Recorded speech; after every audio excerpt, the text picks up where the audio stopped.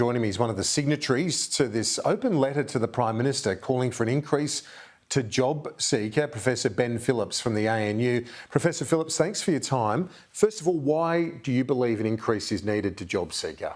So the Economic Advisory Commission, it took a good look at the JobSeeker payment and it compared it to lots of different metrics. So things like comparing it to the age pension, comparing it to, say, the minimum wage, comparing it to various poverty lines. And we did find that the situation's gotten a lot worse in recent decades. So, for example, compared to the age pension back in 1995, it was around about 90% of the age pension, the JobSeeker, and today it sits at about 65%. So because of indexation issues, because hasn't been increased as much as the age pension, we find that it's dropped very significantly. Financial stress rates are extremely high, much higher than other payments.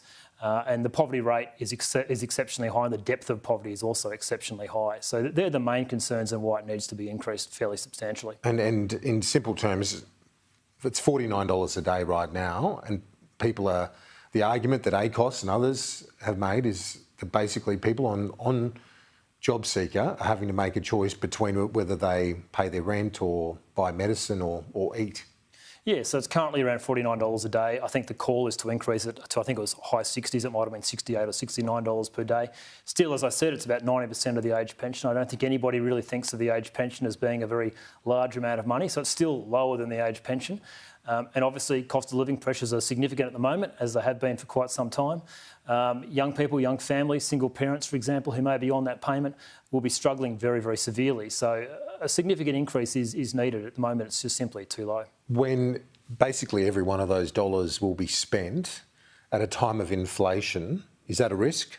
Look, I think it's inflationary? Yeah, look, it needs to be considered, there's no doubt about that, but I think the total cost of increasing just JobSeeker alone is around $5 billion per year.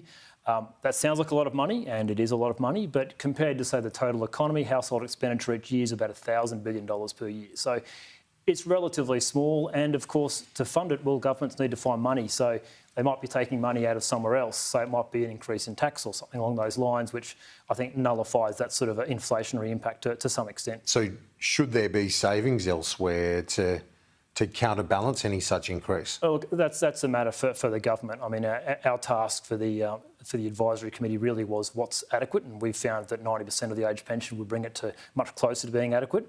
But I think in the long term, yes, if you're going to increase the welfare spend, it would be an increase of about 4% on the current spend, which is about $130 billion per year. You need to fund these things. So you need to look into either spending less elsewhere or increasing taxes somewhere else.